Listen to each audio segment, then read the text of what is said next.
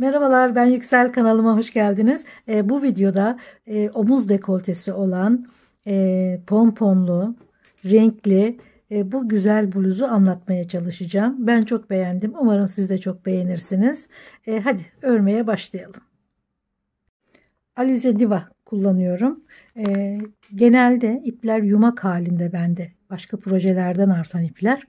O yüzden kaybolmuş etiketler. Renk seçimine artık kendiniz bakacaksınız alırken. 3 numara tığ kullanıyorum. Bunları açıklama bölümüne yazacağım zaten. 86 zincir çekiyorum. Bu tabii ki benim ölçüm. Siz de kendi bedeninizi ölçerek öreceksiniz. Sonrasında 3.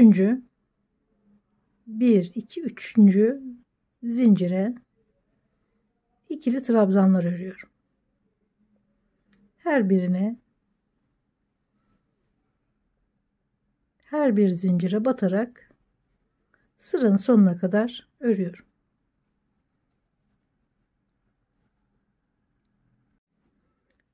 Sıra sonunda 3 zincir, bu bir trabzan oluyor. Yanındaki ilmeğe gene trabzanlar örmeye devam ediyoruz.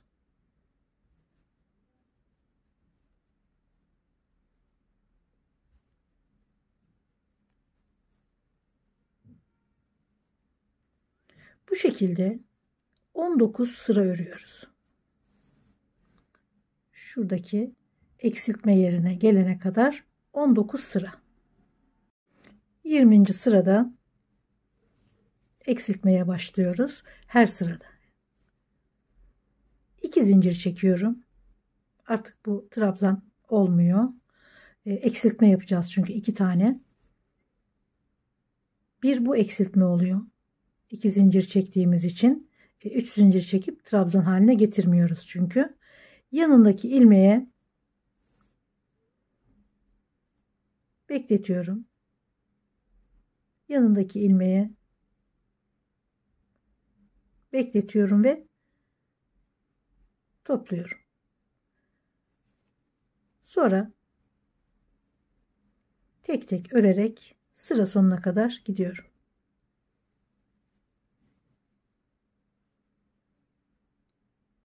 Sıra sonunda 1 2 trabzan var. Bir de zincirle çıktığım trabzan var. Yani 3 ilmek var sıra sonunda. Şimdi bir tanesini bir kere alıp bekletiyorum. Sonra diğerini bir kere alıp bekletiyorum ve ikisini birden topluyorum. Şuraya batmam gereken zincir trabzana hiç batmıyorum. Buradaki 2 trabzanı 1'e düşürdüm. Buraya da hiç batmadım. Yani 2 tane eksiltmiş oldum. Ben eksiltmeleri bu şekilde yapıyorum. Daha pratik oluyor benim için ve daha düzgün oluyor. Şimdi her sırada eksilteceğimiz için dönerken de eksiltiyoruz. Gene 2 zincir. Bunu gene trabzandan saymıyoruz.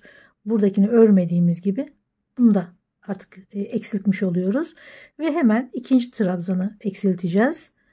Yanındaki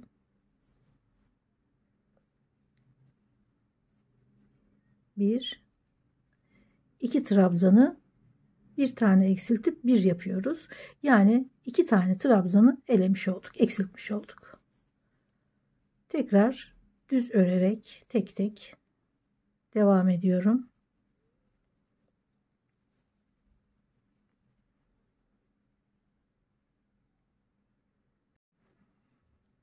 Gene 1 2 3 ilmek varken sıra sonunda bir tanesini alıyorum, bekletiyorum. Diğerini ve hepsini topluyorum. Son ilmeğe batmadan dönüyorum.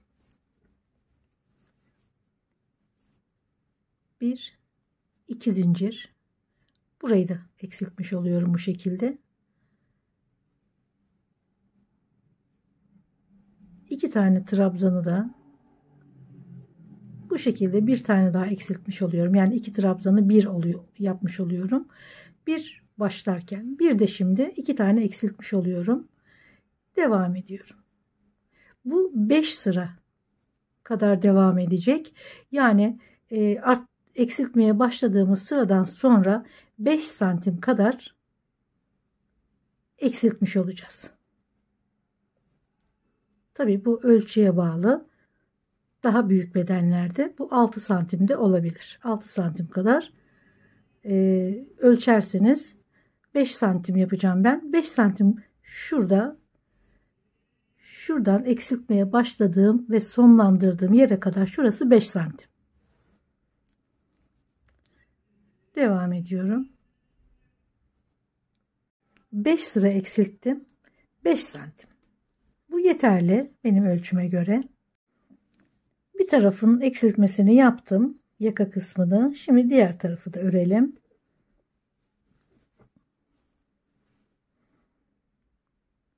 Şuradaki eksiltme vardı.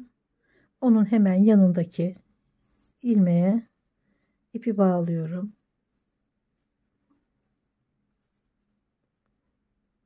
İpi arkadan yürüterek kaybedeceğim.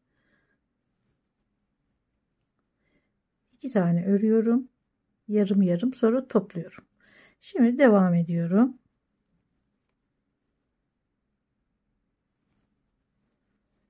Ortada yakada 17 ilmek bırakana kadar örüyorum.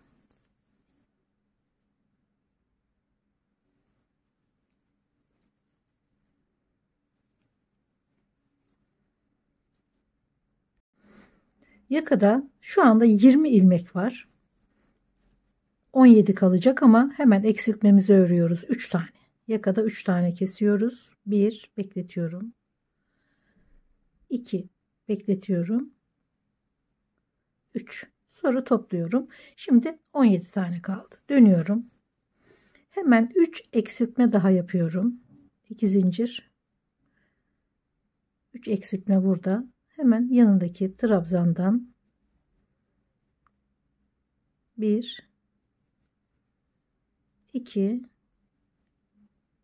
3 topluyorum. Devam ediyorum.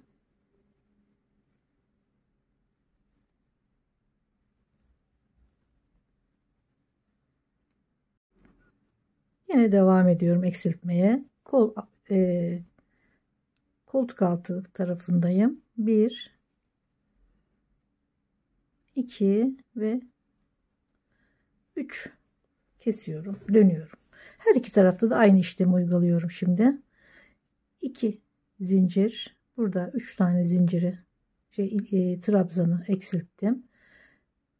Diğerinden 1 2 3 ve topluyorum. Örmeye devam ediyorum.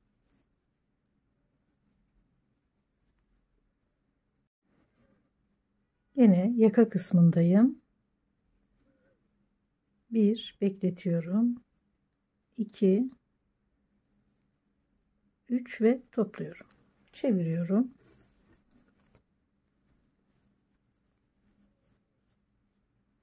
İki zincir. Yanındaki trabzana 1 2 3 topluyorum. Sıramız 1 2 3 4. 5. sırada kapatıyoruz zaten.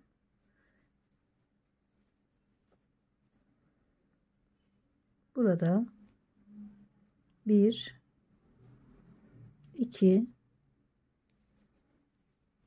3 ve kapatıyorum. 5 sıra örüyoruz toplam. 1 2 3 4. Şimdiki sırada üzerine askı yapacağız.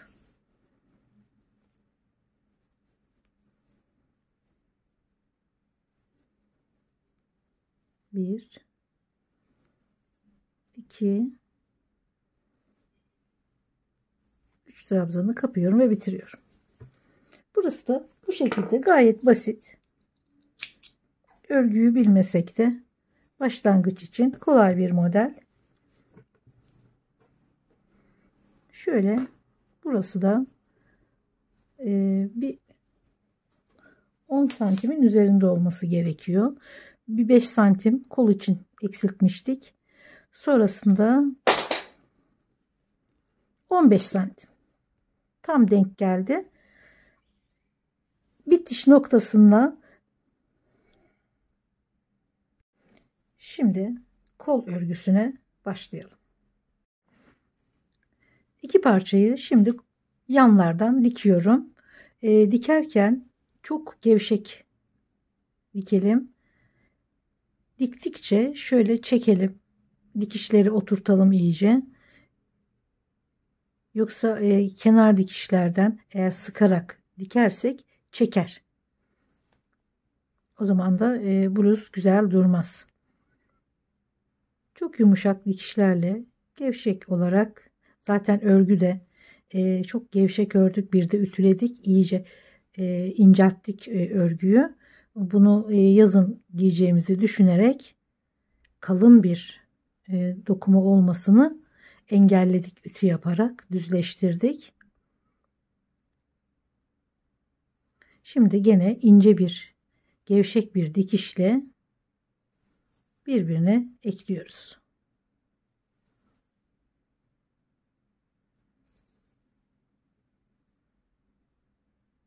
Şimdi etek kısmındaki renkli örgüyü örmeye başlıyoruz. Mavi ile başlayalım. Bunlar da Alize Diva.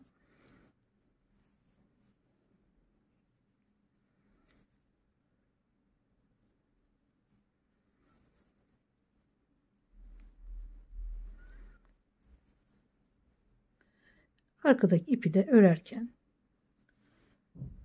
kaybedelim. Sıkıştırıyorum ipi. 1 2 3 zincir ve yanındaki ilmeğe bir trabzan. Bir tane daha yanındakine. Sonra 2 zincir, 1 2 atlıyorum. Üçüncüye 3 trabzan.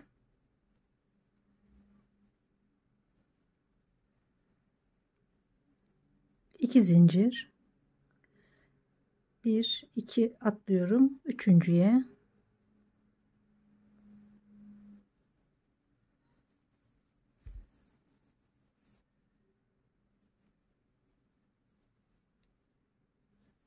3 trabzan, gene 2 zincir,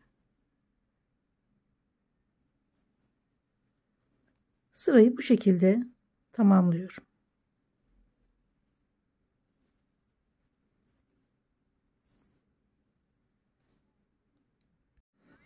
Şimdi mavinin üzerine beyaz örüyorum. Ben ipi kopardım. Koparmadan da yapabilirsiniz. Çünkü birkaç sıra sonra gene maviden en azından bir 3 sıra daha öreceğiz. Koparmadan da örebilirsiniz aslında. Beyaz ipi taktım.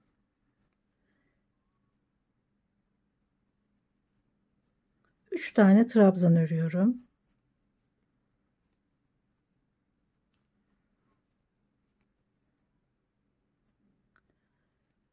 İki zincir, 3 trabzanın üzerinden 2 zincirle geçip boşluğa, yani kafesin içerisine 3 trabzan, 2 zincir, boşluğa 3 trabzan, 2 zincir, boşluğa 3 trabzan. Bu şekilde sıralar oluşturarak, mesela beyazdan sonra yeşil kullanabilirim. Sonra tekrar beyaz, sonra karamel rengi kullanabilirim. Bu şekilde istediğiniz renkleri kullanarak istediğiniz ölçüde etek kısmını genişletebilirsiniz. Örgünün boyu 33 santim oldu. Bunun 23 santimi düz renk, renkli kısımda 10 santim. Toplam 33 santim. Tabii bunu istediğiniz kadar uzatabilirsiniz, genişletebilirsiniz. Tamamen öreceğiniz bedenle alakalı. Ölçüp yapacaksınız. Ölçmeden hiçbir şekilde çalışmayın zaten. Şimdi kenar kısmına bir pompon çalışması yapacağız. İstediğiniz renkleri kullanabilirsiniz. Ben böyle bir renk tercih ettim. Boşluğa, herhangi bir örgünün boşluğuna şöyle ipi sıkıştırıyoruz. Sağlamlaştırıyoruz.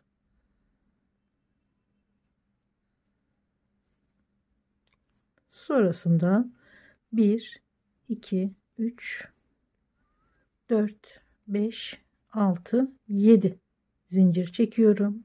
Doluyorum. 1, 2, 3. zincire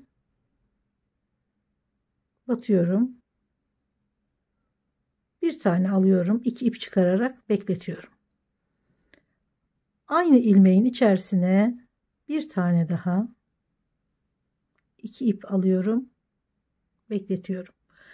Şimdi 7 zincirin 1, 2, 3, 4 tanesi şuradaki uzunluk için, mesafe için yani. Sonraki 3 tane de pomponlar için kullanıyoruz. Şimdi 3. zincire batıp ördüğümüzde bu zincirde bir bollaşma oluyor. Bunun üzerine bir pompon daha öreceğiz ve bu iki pomponu birleştirdiğimizde gene aynı yere batarsak bu zincir iyice büyür ve pomponlar hiç muntazam durmaz.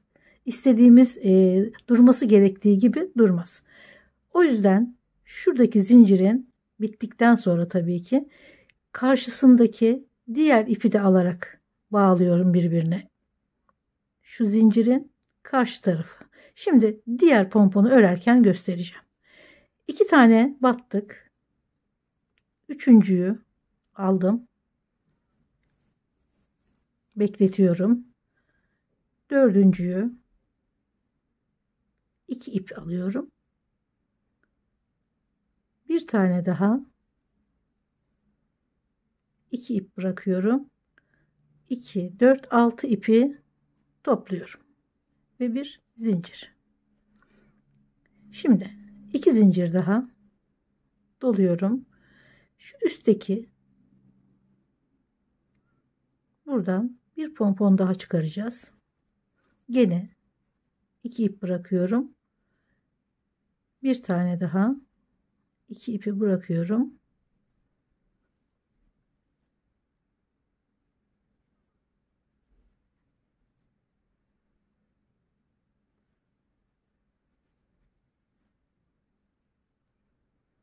İki, 4, 6 ip kalıyor tığın üstünde ve topluyorum. Şimdi bunu bu şekilde muntazam bir şekilde toplamamız lazım. Dediğim gibi aynı boşluğa batarsak çok açılacak ve bunlar hiçbir zaman üst üste durmaz. O yüzden şuradaki ilmeğin yanındaki katını da alıyorum. Derli toplu dursun. Tam badem gibi, fıstık gibi artık ne deniyorsa o şekilde olması için o ilmeğin diğer katını da alıyorum. Bakın nasıl toparlandı. 1, 2, 3, 4 zincir. Şuradaki dolgunun üzerinden atlayıp diğer boşluğa bağlıyorum. Şimdi gene 1, 2, 3, 4 şuradaki boşluklar için, yani mesafe için 3 tane daha çekiyorum. 7 tane. Bu da pompon için. 1, 2, 3. zincire şuna batıyorum. Bekletiyorum. İkinci pomponu yaptıktan sonra bakın şunun yanındaki diğer ipi de alarak birbirine birleştiriyorum. O zaman güzel oluyor. 2 3 4 5 2 3 4 5 6 tane ip oldu tığın üstünde ve topluyorum. Şimdi 2 zincir daha. Hemen üstteki ipten bir pompon daha örüyorum. Alıyorum, 2 ip bırakıyorum.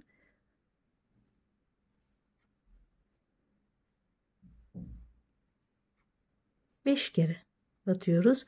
Bir de tığdaki ilmekle birlikte 6 tane oluyor. Topluyoruz. Şimdi şöyle güzel durması için buraya değil, yanındaki ipi de alarak aynı zincirin, ama bir alttaki değil, aynı zincirin diğer kanadını da alarak iki pomponun iki tarafında birbirine bu şekilde üst üste kapanacak şekilde geliyor. Sonra gene 1 2 3 4 zincir diğer boşluğa bağlıyorum.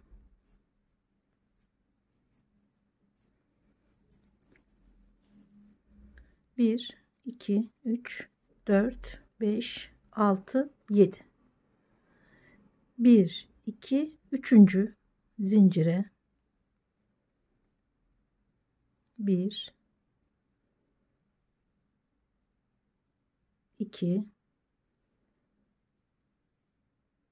3, 4 ve 5. 3, 6. Topluyorum. 2 zincir daha.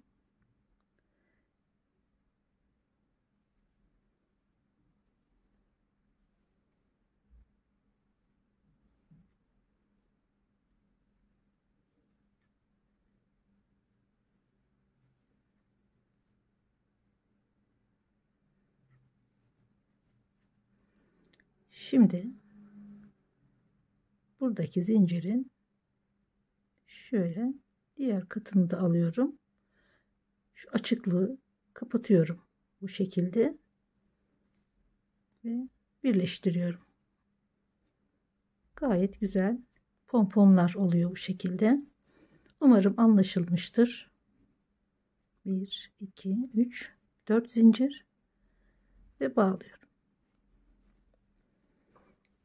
Bütün sırayı böyle pomponlarla örüyorum. Örgüyü başladığım noktada bitirdim ve çok hoş, kıpır kıpır, güzel bir görüntüsü oldu. Umarım beğenirsiniz siz de. Şimdi bedenin üst kısmını başlıyoruz ve dekolte, omuz dekolteli bir kol öreceğiz. Etrafına da gene bu örgüyü öreceğiz. 24 ya da 25 santim omuz dekoltesi için bir aralıkla başlıyoruz. Bunu arttıra öreceğiz. Ben 55 sanırım 56 adet zincir çekersem 24 santime denk gelir. Şöyle 24 ya da 25 santim yeterli. 56 zincir çektim ama tabii ki bol bol çekiyoruz zinciri, hiç sıkmadan. Mümkün olduğu kadar bol çekiyoruz. Sonrasında 1 2 3 4 zincir çekiyorum ve 5.'ye trabzan. Bu 4 zincirin 3'ü trabzan, bir tanesi de mesafe için. Şurada bir zincir çekiyoruz. Yanındaki zincire bir trabzan, bir zincir, her zincirin üzerine bir trabzan, araya bir zincir. Hiç zincir atlamadan tamamını örüyoruz. Bir zincir, zincir atlamadan.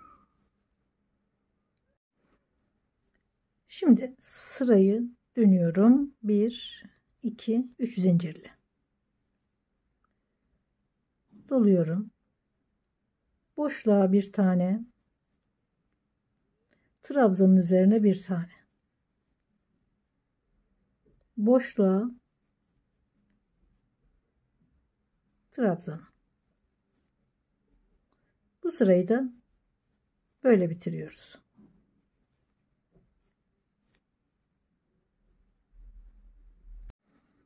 Üçüncü sıra gene 3 zincir, yanındaki ilmeğe trabzan ve her trabzana bir trabzan örüyoruz. Arttırma yok.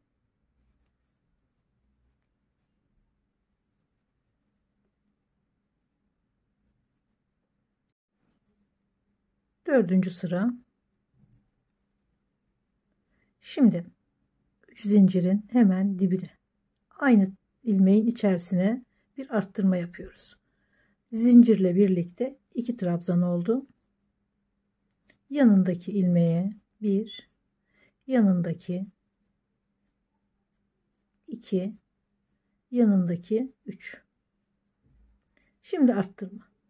3 tek, bir çift örüyoruz. Aynı ilmeğin içine çift. Çift, tek, tek, tek, çift. Bu şekilde sırayı bitiriyoruz.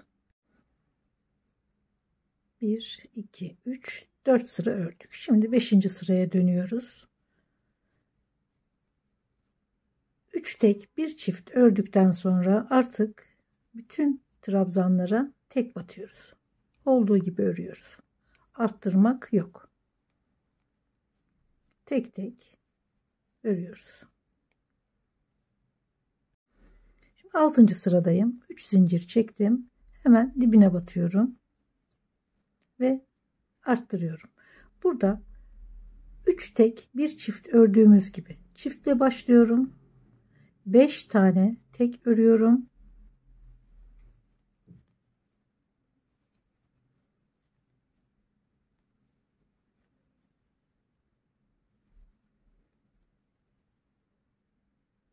İki, dört, beş. Şimdi çift.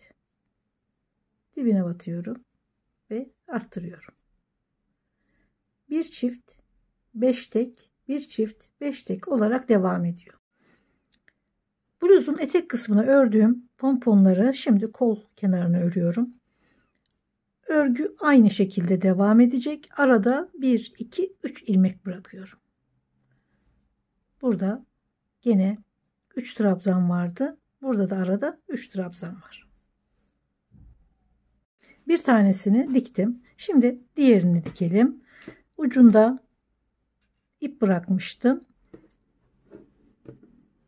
Şimdi koltuk altı 5 santim kesmiştik. 5 sıra. Sonrasında yaka ile birlikte gene devam etmiştik kesmeye. Buraya şu kısa kenarı, yani örgünün şu kısmını en tepe noktasıyla şöyle dikiyoruz. Buradan devamı da koltuk altı 5 santimlik kestiğimiz yer. Hemen onun üzerinden yakaya kadar çıkan, yani şurada askı takacağımız yere kadar çıkan örgüye şu kısa kenarı dikiyoruz. Yan taraftaki parçaları, yanları diktiğimiz gibi bunu da aynı şekilde dikiyoruz. Sıkmadan bol bol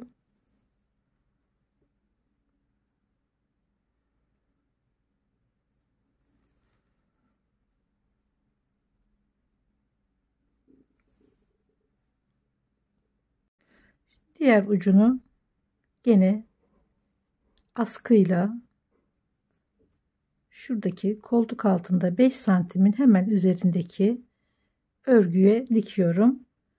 Düz olması gerekiyor. Bu şekilde durması gerekiyor. Hemen dikiyorum. Şimdi dikme işi de bittikten sonra şu kol ve yaka kısımlarını tamamen yuvarlak olarak örgü öreceğiz. Şöyle başlayalım. Ters öreceğiz çünkü.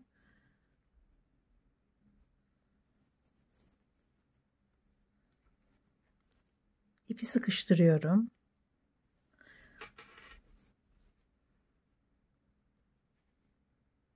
Ters sık iğne örüyoruz. Şöyle ilmeğe batıyorum, alıyorum.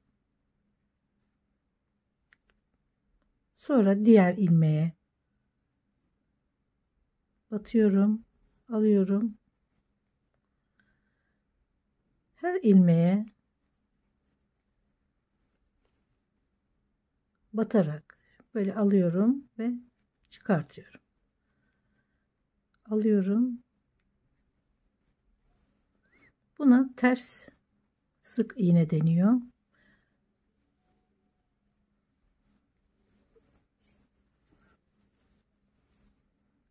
Bütün ilmeklere atlamadan batıyoruz. Bu şekilde alıyoruz ve çıkarıyoruz. Ters sık iğne. Başka ismi var mı bilmiyorum. Güzel bir görüntü yapıyor. Ben bunu çantalarda çok kullanıyorum. Özellikle çantanın ağız kısmında bu örgü çok hoş duruyor.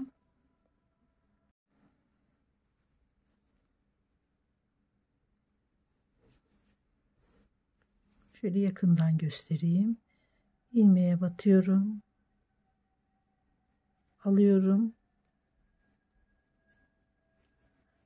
Normal değil, tam tersine ilerliyoruz.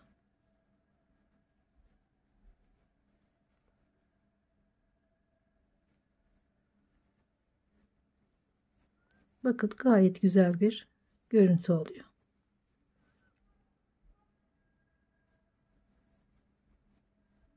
Askı yerine kadar devam ediyorum. Şimdi buraya bir bağcık öreceğiz. Aynı şekilde buraya ve arka örgüye de aynı örgüleri yapacağız şimdi. Yeterli uzunlukta bağcık için zincir çekiyorum. Devam etmiyorum örgüye. Tam en yukarıdaki noktadayız yakada. Burada zincir çekiyorum. Ne kadar uzunlukta istiyorsanız o kadar zincir çekiyoruz. Sonra bu zinciri örerek döneceğiz. 24-25 santim yeterli diye düşünüyorum. Şimdi buraya 1, 2, 3, 4, 5, 6, 7 doluyorum. Üçüncüye gene bir pompon yapıyorum. Ucu boş kalmasın. Daha güzel görünsün diye bir pompon yapıyorum.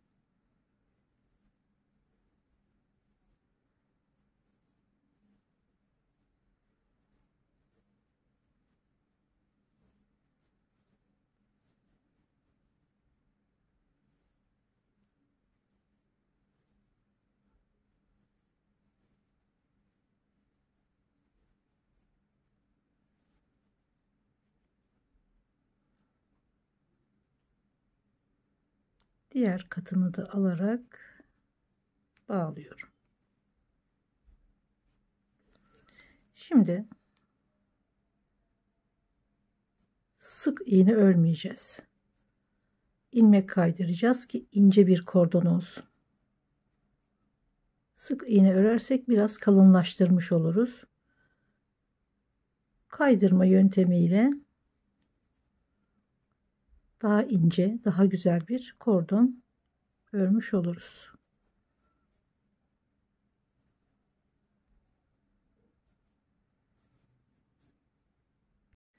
Birinci bağcığı örmüş oldum. Şimdi gene ilmekleri atlamadan örmeye devam ediyorum.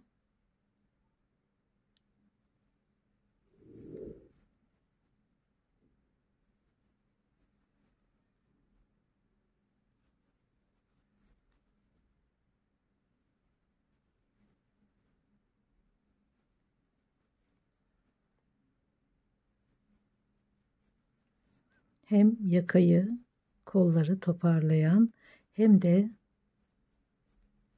güzel bir görüntü verecek olan bir örgü yapıyoruz şu anda.